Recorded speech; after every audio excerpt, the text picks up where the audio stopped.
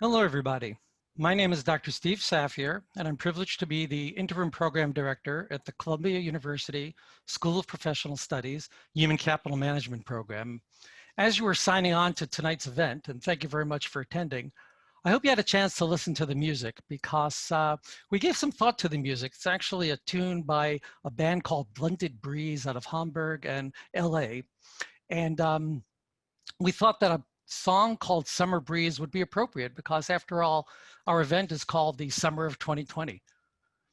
But you know, summers usually mean going to the beach and barbecuing in the park or in the backyard with friends or going out to get ice cream. And this summer was almost anything but that. This summer was marked by disease, fear, social distancing, protests in the street. It was a very, very strange summer. And we're privileged tonight to have a panel of 4 seasoned experts who are also very personable and engaging and will tell us what it was like to help organizations lead through the summer of 2020. And we look forward to that. For those of you who are interested and towards the end about say 10 to 8 Eastern time, 7:50, if you hang on, we'll talk for about 10 or 15 minutes about our program and orient you to what we have here. We're very proud of our program. We have wonderfully engaged, committed students advancing their careers, get a master's in human capital management. And I'd like to think we have an expert, professional, accomplished, and nurturing faculty with wonderful support teams. So it's a good place to be. I'm happy and would love to tell you about the program. But back to the event. You know, if we think about the world of human capital management, look back a few years, David Ulrich and team did some research to develop a HR competency model. And there were many, but there's one competency that particularly sticks out in my mind and in talking to colleagues, I think in a lot of our minds, and it's called a paradox navigator. The HCM or HR professional has to manage the tensions that exist in trying to run a business. So for example, here I am, a CHRO, supporting a global brand and a global business with a global business model. And at the same time, I need to attend to the needs that may be somewhat divergent of a particular geography, be it a country or a region or a state in the United States or a particular business. There's that balance, that interplay. If I'm an HR business partner, I'm trying to satisfy the objectives of the people whom I support and at the same time remaining compliant and faithful to corporate policy. If I'm an analytics manager, I'm trying to solve problems, use the use of data and analyses, and at the same time, I may not have all the data sets that I need in the cleanest way possible. Constantly balancing that paradox. And our panel has dealt with those paradoxes. And if we think about this summer, the paradoxes are even more marked because here we are, HR leaders thinking long-term, thinking about the business, and at the same time worrying about how do I help people work from home tomorrow? How do I try to help my team accomplish what it needs to accomplish and at the same time help people who are worrying about disease and kids at home and taking care of elderly parents and pets and worrying about getting on subways? It's a paradox. And I think that's what's going to make this evening very, very interesting. So let me, if I may, introduce the panelists, and then I'm going to ask the audience to do a little bit of work. So here we have our pictures of our 4 panelists, but we actually have them live and in person. So that's a good thing. So perhaps, Angela, if you could start and introduce yourself to our audience, that would be great. Good evening. I'm Angela Finlay. I'm Executive Vice President and Chief Human Resources Officer for Dime Community Bank. I'm also privileged to be part of the faculty at Columbia in the Human Capital Management program as well. I have about 25 years leading HR organizations, a lot of times during transformations, whether it be professional service firms or large Japanese conglomerates. So certainly transformation is no new topic for me, but this summer was certainly a different one. So I look forward to speaking to that as we go through. Thank you for having me.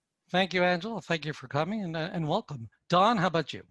Good evening, everyone. My name is Dawn Pinnock, and I proudly serve as the Executive Deputy Commissioner for People Operations and Risk Management at the New York City Department of Citywide Administrative Services. I think our agency is more commonly known as DCAS, those of you who are in the city of New York. In my capacity, my team and I oversee all human resources equity and inclusion matters, equal employment for the nearly 80 agencies that report to the mayor of the city. Our work touches the lives of over 393,000 New Yorkers who provide vital services for all of us New Yorkers each and every day. So I am profoundly grateful for my role, and I'm really proud to be with you tonight. Thank you. Great. Don, great to have you as well. Thank you. Lisa, how about you? I'm Lisa Tobio. I'm the Associate Director of Employee Relations for Yale University, and I support the School of Medicine. I'm excited to be part of tonight's conversation. I've got about 25 years of HR experience after graduating with my bachelor's from Cornell, and I've worked across a variety of industries, and I think that it's always interesting to kind of take those skills, those broader HR skills, and apply them in different places. And most of my career, I've worked as a business partner, and I really enjoy the opportunity to help build organizations or to transform existing teams. So talk about that tonight.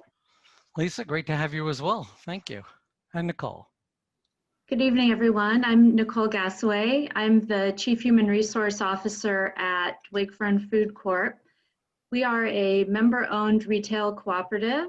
Wakefern and our members own and operate stores in communities, stores like ShopRite, Price Right, The Fresh Grocer, Gourmet Garage, and Fairway Markets. Together, we have over 70,000 associates who work in stores, in warehouses, who drive trucks, delivering groceries, and who work in our corporate office. I've also been in human resources my entire career, also about 25 years, primarily in consumer products companies like General Mills and Unilever before joining Wakefern about 2.5 years ago. And I'm very happy that you've decided to join us tonight, and I look forward to the conversation. Thank you. Great, Nicole, thank you.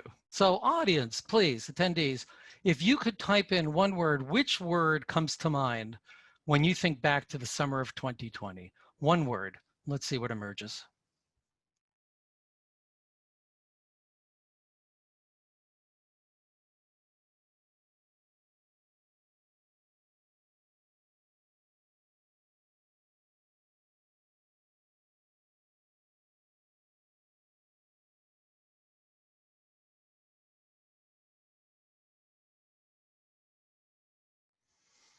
Okay, so if we look at that, let's close the poll. The larger the word, the more prevalent the response. And you can say two words that sound like each other, stress and stressful. It certainly doesn't sound like cool trips to the beach and eating ice cream. And I think that certainly describes how many of us felt this past summer, and may still be feeling it as well. So if we can, panelists, and go to the question, and Dawn, please, let's start with you. If you can, in 2 minutes, and this could be 2 days, but in 2 minutes, how would you describe the summer of 2020 from your vantage point? Well, from my vantage point, I would say that for the city of New York, the summer of 2020 was truly transformative. Starting from mid-March up through the summer, we really had to quickly review all of our business processes because really the work of the human resources departments were done in person. So as you can imagine, having to come up with policies very quickly to get 2/3 of our employee base, which is over 200,000 people, to work from home, is quite the feat. So we had to come up with a work from home policy, which historically had been quite the dirty word for the city of New York because we never trusted folks to work from home. But we had to also do this hand in hand with labor to ensure that whatever policies we were implementing were done fairly and equitably. So something different. Was it at all stressful, Dawn? Just a bit. Just a bit. All right. Thank you. Angela, how about you? 2 minutes, summer of 2020. Summer of 2020, I think for me, was eye-opening from the standpoint that it brought a human perspective to the workplace that I don't know that we ever saw before. We are an essential business. We had branches open during this time, and then we also had to, similar to Dawn, teach people how to work from home who had never worked from home before. And while we're doing all of this, we're dealing with employees who are unfortunately ill and in the hospital, and family members who were dying. And so that started this time period where I think we really got to know people as a human being because we were dealing with very human things, even in the midst midst of all of the business stress and strategy we had to deal with. And we pivoted from that into dealing with parents working from home with their children, getting on calls with your bosses who talked about really bad hair days because they haven't had a haircut in 2 months, and then getting into some mental health issues as people were starting to burn out and stress. And then we added on, when we got to June, the stress and anxiety and the conversations that came around Black Lives Matter. And I think all of that has brought us to a place, and especially for my experience, has really showed that there is a place for the human perspective in the workplace, and for us to really start to embrace people bringing themselves as they are, and finding space for that and still being successful from a business perspective. Yeah, and we'll certainly get to that, because I think we've all seen more of a blurring between the business and the personal. You know, even the dogs and kids on Zoom, right? It's kind of a nice thing, but there's also the stress. Not also, there is the stress of the human and the personal, as you say. Great, thank you, Nicole. You know, for me, I would describe the summer of 2020 with uncertainty, or as uncertain. Like the other panelists, and like many of you joining today, we had really rapid cycles of change. There was uncertainty from a health perspective, what's going to come next with the pandemic. There was uncertainty about how to deal with changes and trauma in our communities with the death of people of color, and how people were responding to that. There was certainly, you know, both of those events, if you call those events, both of those situations and circumstances really changed our communities a lot. And so all the uncertainty coming with that was a hallmark of 2020. From our perspective as food retailers, uncertainty about what our customers want and need, and how that was changing almost week by week, sometimes day by day. Uncertainty to government mandates and what those would mean and how we'd respond to those operationally. So, you know, for us wanting to really reach out to the communities we serve and be available to support them, and really having to change and respond to what that meant throughout the summer was really a big part of the summer for me and for us at Wakefern. You know, thank you. It's very interesting. I think the audience will see this, and probably have seen this from just registering, but each of you works with a workforce that is in day-to-day contact with people. I mean, it's not esoteric. It really is the essential workers, the people. So we'll get to that. But Lisa, let's get to you first. I was just listening to everyone, and all of those things all very much resonated with my thoughts around the summer of 2020. I think really what struck me was, and it came up in the word cloud, but being agile and being flexible. And I think there was just a pace of change that every organization I've ever worked at is probably a little bit uncomfortable with. And certainly with Yale, we have a process around decision making. We make decisions, that we debate, we discuss, and we have time to consider our options. And I think one of the big challenges for summer of 2020 was time wasn't one of the luxuries that we had. So just with weekly changes that were happening around travel restrictions or changes around healthcare workers, and whether or not they could test out of some of those requirements, there was just a high amount of coordination that we had to, both internally as well as with external partners, that really required that we hone our communication paths and in communication with our employees. So these were all people who were affected personally and coming to work every day. And by the time we got to this summer, people were really burned out, and we had to make sure we were providing resources. And because of some of the travel things that were happening at the state level, time off itself, which is what we always tell people to do when they're feeling burned out, became stressful unto itself. So I think while we had to remain compliant, I think it was more important that we were fair and flexible. And as I was speaking with a colleague this week, we had to really focus on the H in HR to make sure that we were really listening to people and providing, kind of changing the way we worked and our communication with our teams. Right. So I'm going to turn the next question over to Nicole. And I may be doing this more for a personal issue, but I can think back, we're a ShopRite family. I can think back to waiting outside a store.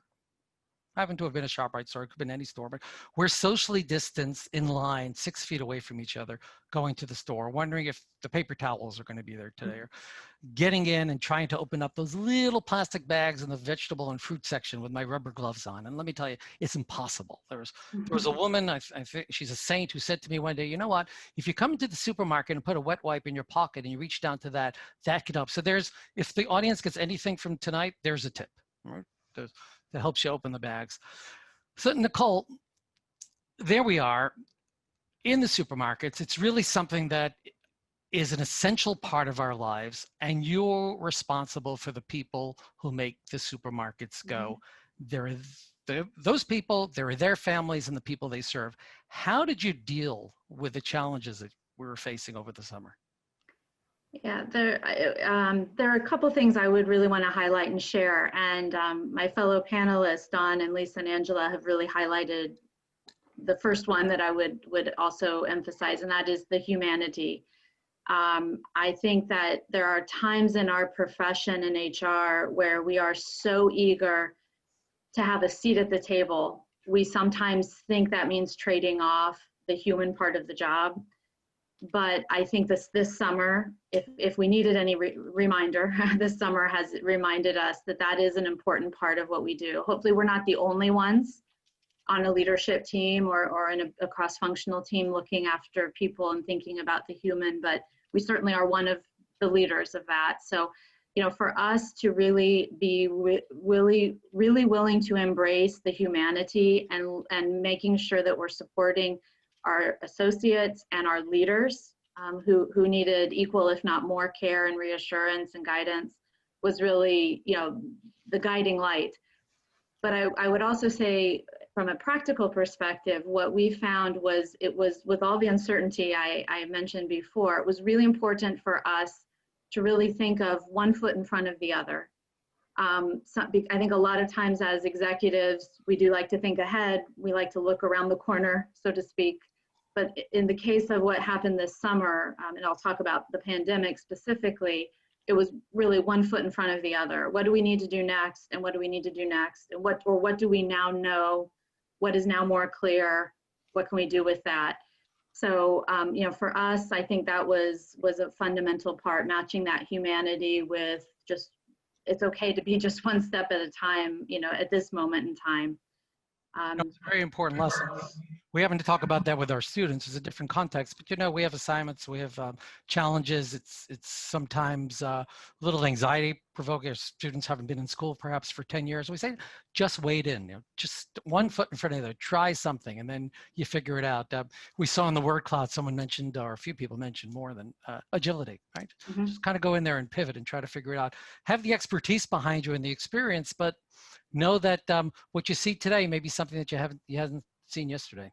So, and it might change tomorrow, so yes. It doesn't matter. Well put. Yeah. So Dawn, if I think New York City, I think humanity. What did you say? 393,000 people? I thought it was only 390,000 people last time we spoke. But wow. Listen, so hired another.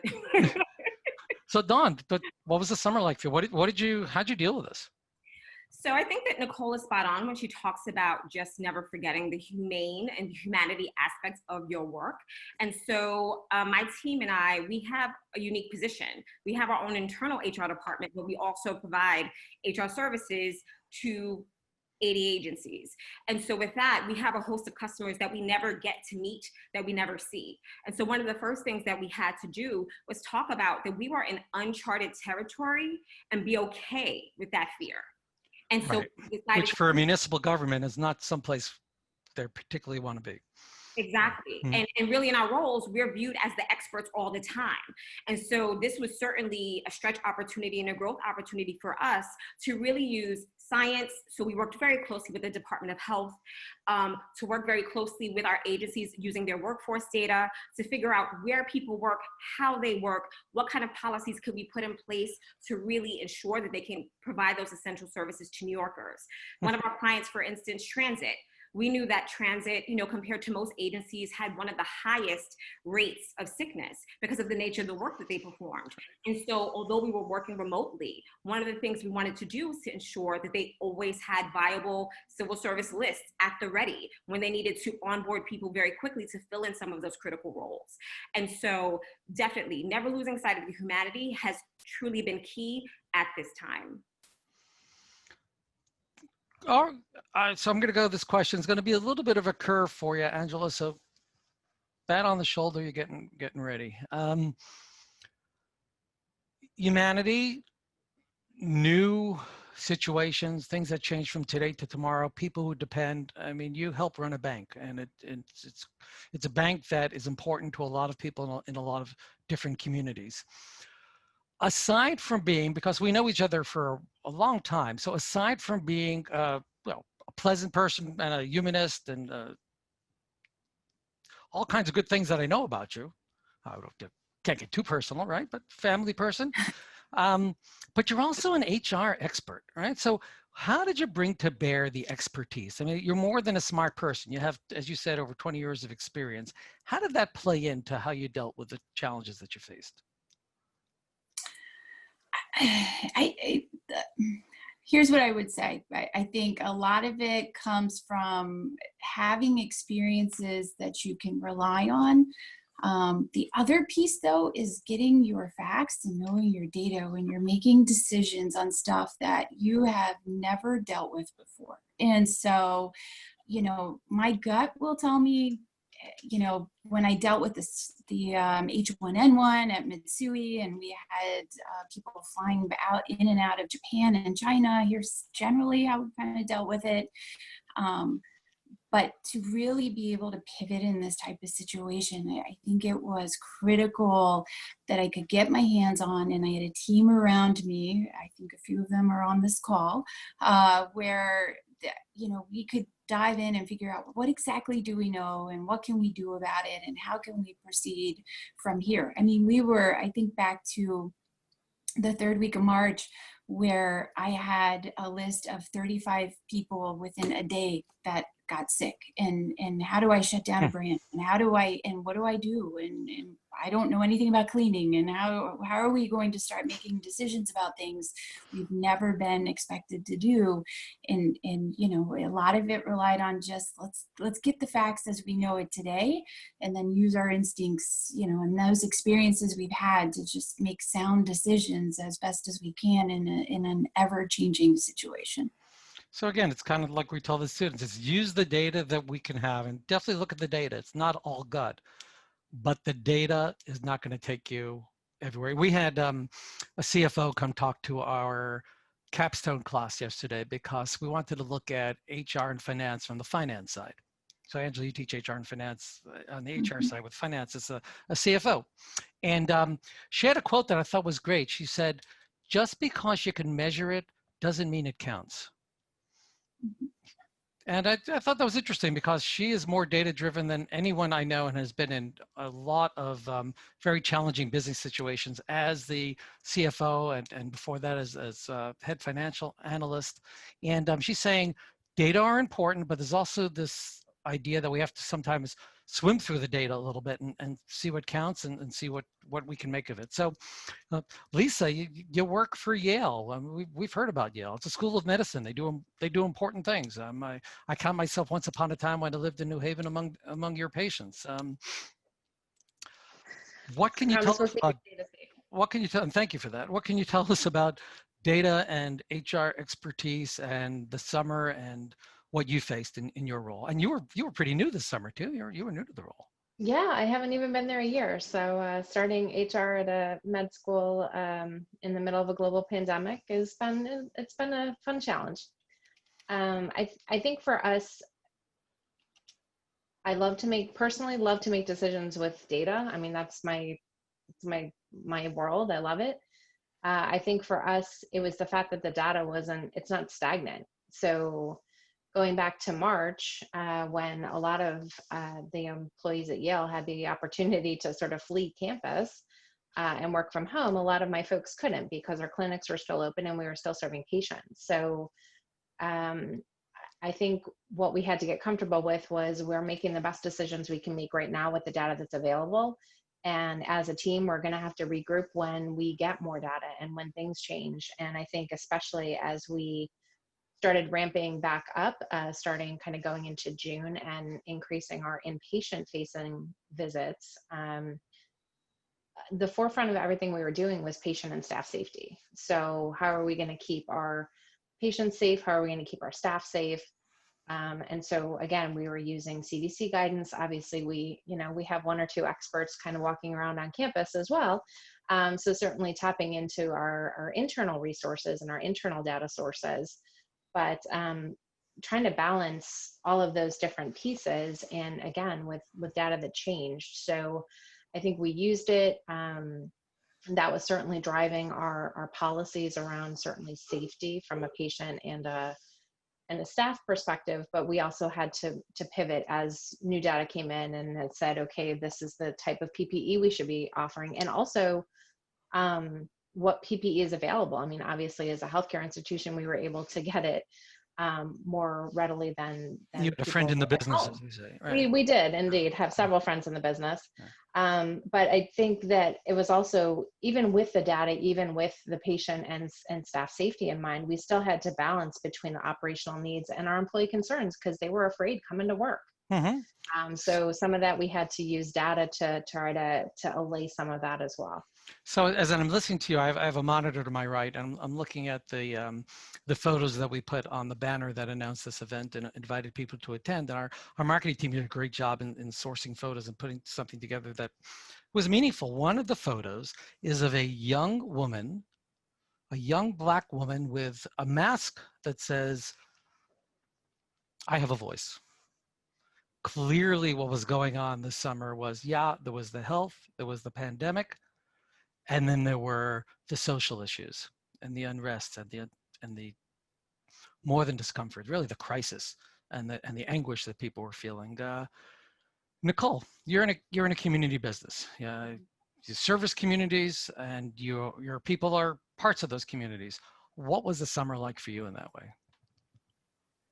Well, it really, the pandemic was a big part of the summer, but for us at Wakefern, I think the issues that took on a whole new urgency for us with different catalysts in our community really were issues of diversity and equity and inclusion. And I'm really proud to say, and I'm sure I speak for all of my fellow panelists, that our organizations support diversity and inclusion. But I think when you have associates who are already tired and anxious and worn out because of what is happening in the community, and then you layer on some real trauma and crisis, I think associates then our associates expected change. They expected us to be empathetic and to understand what was going on and really to unite as a Wakefern community differently than we had before. For us, we have a purpose statement in our ShopRite banner that starts with the phrase, "to care deeply."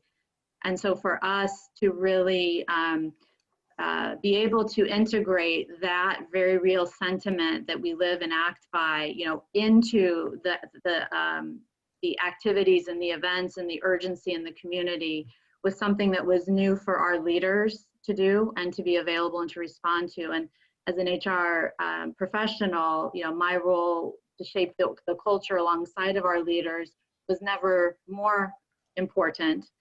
But then also to equip and prepare leaders to really create that kind of a culture and a safe place for us. And again, all of our different associates, whether they're professional office staff, truck drivers, warehouse associates, or in the stores, and really all of those different groups of associates were really demanding change for us. And in the environment that we're all experiencing, it was one more really important dimension that was the summer of 2020. And people dealing with issues and broaching conversations that we're not really comfortable with speaking about directly. So if I think of a system or a society that's known for directness, I'm thinking New York City. Dawn, talk to us about what New York was experiencing and how you dealt with it over this past summer in terms of social issues, please. So I would say that I really approached this probably in a way that folks would view as being really unorthodox. I proudly identify as a Black woman, and I've also been the subject of racism. However, I have to balance that reality each and every day with a job that requires objectivity, even when it's painful and even when it's difficult. And so what I decided to do was to first share my story. I had a very, very tough conversation with my team because I wanted them to understand that when we witnessed the murder of George Floyd, that could have been my husband. That could have been me. Mm-hmm. And to see the reactions of staff, and it wasn't to shock them, it was for them to understand that the racism and the injustice that we saw wasn't so far from home. Because when you think about New York City, you think about a city that thrives on diversity, but we are still in many ways, very segregated. So I decided to take that approach first. And then I worked with our agency head in order to determine the best way for us to create those safe spaces, similar to what Nicole was saying, because if I'm experiencing those feelings and that pain, I wanted everyone to feel that there were spaces available for them to say what needs to be said, because talking about race, whether you're born into a privileged, group, or if you feel that you're part of a group that's historically been marginalized, it's difficult and painful for everyone. So I thought starting from that place allows us to have those safe spaces and those very, very difficult conversations. And so we're actually in the process now of creating a multi-pronged initiative within my agency that talks about the creation of equity dashboards, training for leadership, a strategy session that helps to coach leaders around having some of these tough conversations, as well as training. Yeah, thank you. And thank you for being so forthright with that. The word that words that kept coming to my mind is that the issues that we experienced over the summer, before and since as well, it's sort of stripped the veneer off things. It's forced, I think, or encouraged a new level of openness and, we hope, healthy confrontation, but kind of, taking off the fancy clothes and being people and saying we have real issues to deal with, whether they're issues of health, they're issues of business, they're issues of race, inclusiveness. For me also, I'm not a panelist, but I'll weigh in. I'm one of the people who actually likes the Zoom calls because, yeah, it can be too much, and I got a new chair so that I can sit on it for 14 hours a day. But aside from that, it seems like we're having more direct conversations with people more frequently. And, I miss the personal interaction and being in the office with people, being at the school, but there's something about that directness that's stripped off the veneer. And it sounds like, Dawn and others, you have your work cut out ahead of you, but you've opened up and asked people to open up and say, okay, let's deal. Good, thank you. Lisa, how about in your neck of the woods? Not quite New York, but New Haven. Yep, and we had, and I think as part of that broader university community, we certainly, it was a lot. And I think that in my role, we had, it just so happened to kind of coincide. We had a couple of incidents in one of our clinics during that same period of time where people, our staff members, were treated differently because of their race. And it timing wise, and whether it was coincidental or not, I don't know. But what we did was we really tried to, kind of what Dawn and Nicole were saying, tried to create forums so we could have that safe space for people. And we have some great internal resources. We have Dr. Latimer at Yale, who just honestly kicked off a great panel session with our clinical operations team and asked some great questions, and it was as inclusive as you can be, I think, over Zoom. And I think the one thing that we have all been saying is all we could do is start the conversation and then commit to continuing the conversation. And I think that was one of the things that kind of came out loud and clear, is I think sometimes we've reacted to an event or something that happened and we all immediately start doing things. But we don't necessarily, hasn't been a longer term strategy and communication and a commitment, I think, to really continuing those conversations. And I think that we started and realized as part of that we have a commitment to our team and to our staff, and certainly within the university, to continue those uncomfortable conversations now that we've gotten brave enough to have them. Mm-hmm. So thank you. And I'd like to, and I'm going to hold off and ask you a question first. I'd like to ask the audience a question because we're going to do a poll. And we're talking about stripping the veneer. We're talking about dealing with real issues. We're talking about relying on your expertise, each of you, and your experience and who you are, and bringing you who you are to the table, and pivoting. You know, for years, we've talked about HR having a seat at the table. And you know, ask 4 different HR, HCM people will probably come up with 6 different definitions of what that means. But I'd like to talk a little bit about that from your professional perspective. What does it mean for you to be at the table with your colleagues and your executives? Before we do, I'm gonna ask the audience a question, and apologize for not being able to define this. But when we think about it, do you believe today that HR has a seat at the table? Is HR an equal colleague, leadership team member? Is the disciplined part of leading and managing the business? So Brad, if we can kick off the poll, does HR have a seat at the table? Yes or no, please.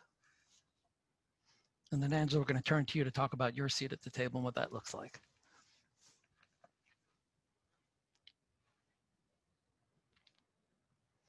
Look at that. It's, I would have thought higher at this time.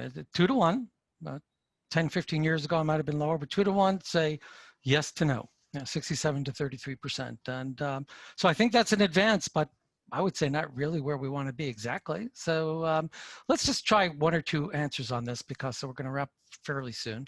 But Angela, seat at the table, what does that mean to you? So from my perspective, I see a seat at a table being that you are pulled in and asked for comments and thoughts and advice and your strategy on how to deal with not just the people issues, but the business issues. And I think from that perspective, this pandemic in 2020 and the social movements and everything else that's gone on, if you as a CHRO or an HR professional have done a good job of really coming to the table with sound advice, sound data, sound insight that they need to be able to pivot, I think it has actually put HR in a better position to have a stronger seat at the table. And I think back to some of the decisions we had to make about the bank getting thrust or getting a ton of PPP loans that you had no idea what to do with, what were the parameters, and having to pivot a whole contingency of employees into stuff they've never done before, and HR being a part of that to kind of say, how are we going to get this business challenge accomplished, and how are we going to succeed, and what are we going to do? And to the extent that you can come with that data and insight, I think it actually will help propel HR once we get into some normalcy and going forward from here. This has certainly helped us show value. Show value. All right, so lightning round, 15 seconds each. Nicole, seat at the table? Yeah, I agree very much with Angela on insights and data, being an entree point. But I think the conditions that have made trends like customization, individualization, people as a differentiator, even more important, mean that we are uniquely connected because of our training, our background, our functional skills, to bring data and insights onto those topics that I think are increasingly more important to Thank you. Yeah. So Dawn, I'm going to pivot a little bit. We're going to be agile because I see some questions coming in. We're going to switch from the seat at the table. Questions about, people are asking, what are concrete steps we've taken to address the issues? You started talking about that before, whether it's the social issues, the health-related issues, the keeping the trains running. If you can think about, Dawn, 2 or 3 things that you've done specifically to help your employee population and your workforce? We've come up with flexible work policies reflective of their real lives, and we've acknowledged that they actually bring their whole selves into work. Mm-hmm. We've also come up with opportunities for them to consult with individuals remotely in order to discuss some of the challenges they're having with balancing work and frankly, their home lives, which is something we've never done in the city of New York. Mm-hmm. Thank you. Lisa, concrete steps? Yeah, I think part of it is just making sure that we were doing a good job sort of communicating. And I think sometimes, at least this is the role I've taken in HR, is being almost that hub and spoke, with making sure that the other leaders are all communicating with each other. And sometimes just making sure that, you know, I'm hearing bits and pieces of conversations and getting the sense we're not all on the same page. So I think that I've took that role to be that communication hub, but that also means you have to be part of the conversation. So, you know, pivoting a little bit back to the other question, it's not just about having a seat at the table, it's making sure you're at the right table, which is the one where the decisions are made. All right, thank you. We're going to wrap up, but each of you, if I may. So we're a school, and I'm sure that a number of our participants are students or are still, we're all still developing in our careers. Can I ask each of you, again, lightning round, 15 seconds, career advice for the HCM professional? And just, if you could just take a couple of seconds to think of that. If you had 15 seconds to talk to somebody and say, what should you focus on as you grow your career? And then from that, we'll end the panel and we'll switch into our info session for those who want to learn more about the program. So Angela, 15 seconds, advice. We just wrote it. We're on an elevator with you for 4 floors. Go. My advice is get to know the business, understand business, how business works, and then figure out how HR and human capital management can support that and be a pivotal part of that. Because I think the most exceptional HR professionals think business and then think, how does human capital management support this? And clearly you could not have helped the population that you serve if you didn't know the business you were in, to know how that's going to get done. Great. Lisa, 15 seconds of career advice? I think the one that's always served me well is take the job, go for the job before you think you're ready. And I think that that's true in HR. And I would say the other thing is don't be afraid to take a role or take an assignment or take a project outside of HR, because I think it only rounds out your skill set and makes you a more valuable business partner. Mm-hmm. Yeah, good advice. It's also consistent. We've all dealt with things this summer we weren't ready for. Dawn, 15 seconds of career advice? Always volunteer for the project that no one wants. Because it will not only be a wonderful learning opportunity, it would also provide a great deal of exposure, especially when you come to the end of that project. So, Chris, good advice. Thank you. And then finally, Nicole. I would say be a strong, well-rounded, functional professional, but also be really good at least one thing. You know, have one towering strength, because that's probably something you really like. And it's something that you can then really lead with as you're working to influence others in the way that my fellow panelists have described. All right, well, panelists, thank you very much.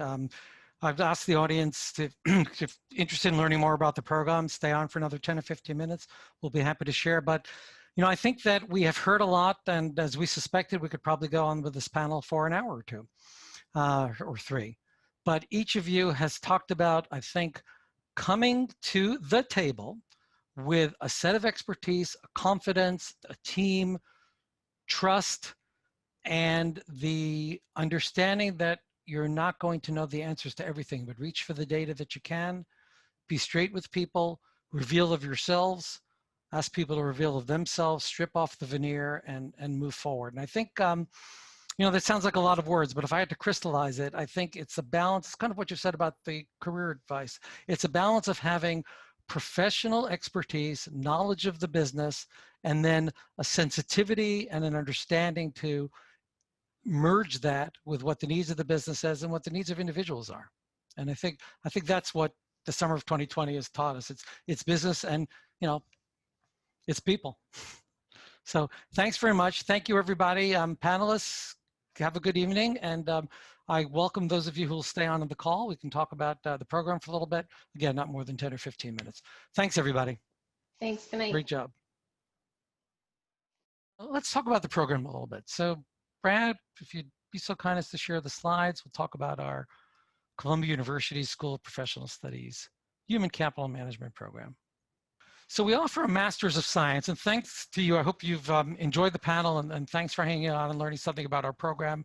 And certainly feel free to reach out to us. You can ask us questions about the program and about the panel for that matter, but we have a lot of information. We're going to go through some of it quickly tonight, but to give you, I think, a good sense of what we offer, and then to offer you an opportunity to learn more. So here are the 6 facets that we're very proud of. It's certainly a leading edge industry-driven curriculum. So as you've heard from the panel, anything new that's happening or that we anticipate happening, we're covering, whether it's analytics, digital HR, the latest in employment law, certainly a lot about HR strategy. We had a lecture last week in one of our classes, and we have a whole class on this, on strategic workforce planning, but from a data perspective, how do we do short and long-term planning to help a business get ready?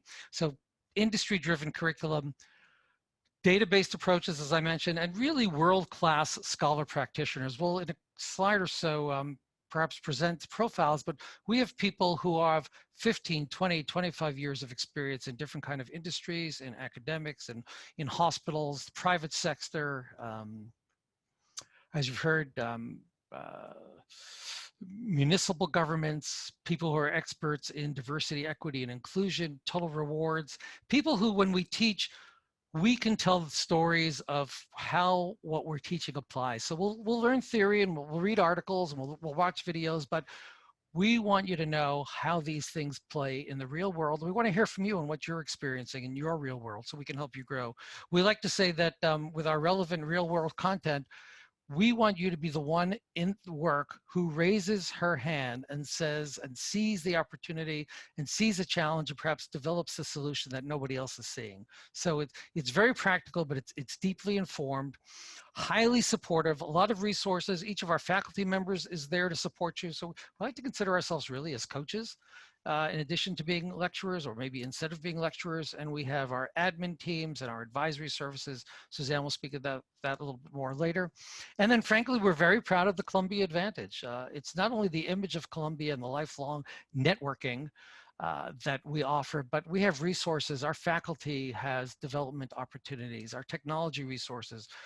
Like businesses, we transitioned from on-campus to online over COVID in the course of a weekend, and our students were satisfied with the results. So there's a lot to say about being part of Columbia, whether it's on campus or online, whether it's in the States or internationally, that we're proud of and we think has bears real fruit. So Brad, on the next slide, please. Our program is a total of 12 courses. It can be taken over the course of 3 or 6 semesters. It's frankly a year or 2. We think that each course will probably take about 6 to 10 hours per week. The assignments are not tests. They're typically papers, they're individual work, they're teamwork. Our students tell us that they like to work in teams, that represents what they do at work. There's a lot, as I said earlier, of application. What does this mean to you at work, and how can we help you think through the challenges that you have at work? And then students are welcome, and they do call us while they're in the program and after the program. Something's going on at work, or I have an interview, or I'm having a challenge with a boss or a colleague, or I'm thinking about a career switch. And I've always been a total rewards person, and now I want to be an HR business partner. Help me think through that. And what's it really like to be a consultant? So there are the courses, and then there's the extracurriculars, whether they're formal or informal, that we think are very helpful and our students are happy about. By the way, if you go on our website and go under our program and look at the left-hand tab for student testimonials, you'll hear from 5 or 6 students about what their experience is. I'm fortunate this semester to be teaching the capstone project. As in many schools, that represents the last project that students typically take before they graduate.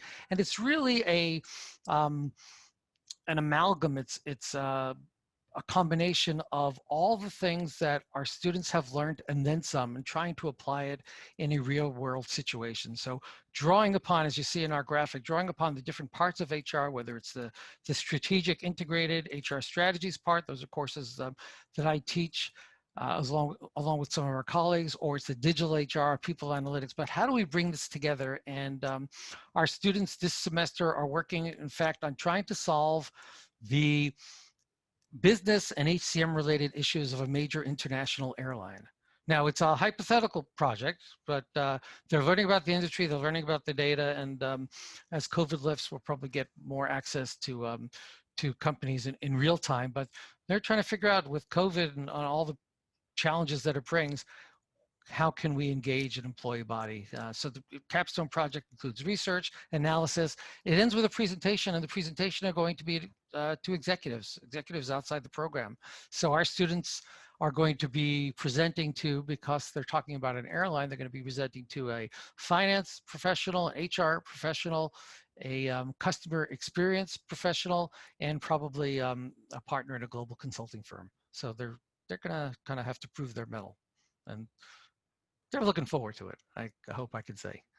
Okay, selected faculty profiles. As I said, we have a range of wonderful resources, people who specialize in particular areas, like Dr. Hassan Abdulhaq, who teaches our total rewards class, rich experience in the world of compensation and benefits, and brings a very engaging style and deep expertise to the students. Dr. Edna Chun, another example, is a nationally recognized expert in diversity, equity, and inclusion. In fact, if you're on our mailing list, you'll hear about a series that we're going to be running on DEI over the course of the year. And we have an event coming up in October 29th where we're going to be hosting a panel of chief diversity officers from MetLife and PwC, Amazon, Cowen Investment Bank, in the Endeavor Media Company, to learn about diversity and equity and inclusion from their perspective. Dr. Chun, as I said, is a nationally recognized expert and very engaging and personable. Runs a wonderful class. She guest lectured for my class last night, in fact, and the students loved it. And then Dr. Solange Shara, who brings a wealth of expertise from both consulting firms and from running her own company, with a particular interest in the metric side and, as she and others, and now the SEC like to call it, the materiality of HR. So what does it mean to measure the value and the contribution of people? And how do we turn those numbers into a language that helps us understand impact and outcomes? And Dr. Shara, or Solange, teaches this course, teaches both the total rewards course and also finance at HR. Suzanne, how about telling us something about our resources, please? Thank you, Dr. Safier. So again, my name is Suzanne Wolfinger. I am the admissions counselor for the program and would be your main contact if you have additional questions about the program or the application process. So we'd like to highlight that as a student in our program, that there are many resources available to you. Resources to enhance your student life on campus or online, also academic support through our many libraries and different student services, and then also to help you build your network through alumni relations and also our career design lab. Specifically regarding our career design lab, that is one of those resources that our students find extremely valuable. You are assigned a career coach through the Career Design Lab. You are able to schedule one-on-one coaching, attend employer information sessions, industry panel events, different types of workshops, such as negotiating a salary, resume building. So this is a really great resource that our students utilize. And you also have access to the CDL even after you graduate from the program. So we always like to highlight this. You can read more about the CDL actually on our program's website. So I will review the admissions process briefly with you. This information is located on our website with a little bit more detail than what is here this evening, but I just wanted to be sure to give you a snapshot of the admissions process. We are accepting applications for the spring 2021 term. That deadline is November 1st. I know it's only a few weeks away, but if you're very interested in the spring term, please reach out to me. I'm happy to walk you through the process. The final deadline for the fall 2021 term is June 15th. So Our application is an online application. There is an application fee. We request that you submit your unofficial transcripts for review from all of your educational experiences, post-secondary educational experiences.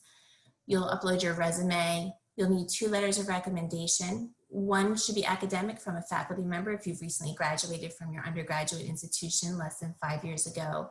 You'll also write a statement of purpose, sharing with the admissions committee why you're interested in this specific program, which skills you'll bring to the program, and also really how you'll leverage the degree to advance your career. Can I jump in for a second, Suzanne? Sure. And you've advised me on this. So we look at each application very carefully, and I just want to give advice to the students who would be applying is we really want to hear from you. Why us? So we have information on the website. You can talk to us beforehand, but we want this to be the right decision for you and the right decision for us. So learn something about the program. If it's, I'm a people person, that doesn't do it, but look at our classes, look at our faculty, think about your career interests, what you're doing now, what you'd like to do. Make it a rich answer so that we can say, yeah, this is somebody who's going to engage and get traction and that we can really support. Thanks. Thank you. You will also write a supplemental essay, and you'll discuss a current trend or area of interest in the field of HCM. This is a great way for you to showcase that you have your finger on the pulse of the industry. You'll also have a video essay that you will complete upon submitting your application. The goal of this video essay is to help the admissions committee assess your communication skills and your critical thinking skills. It's a brief randomized prompt. You'll have 1 minute to respond to this prompt, and it's uploaded directly into your application. An admissions interview may be required, but it's not always necessary. And students whose native language is not English must include proof of English proficiency, either through the TOEFL or the IELTS exams. There's specific information about those tests on our website. If you're an international student and you plan to come to New York City and not participate in the fully online program that we offer, you do need to fulfill those visa requirements, and we do have an international students and scholars office that is wonderful and can help walk you through that entire process. GRE and GMAT scores are optional. You're not penalized for not submitting these scores.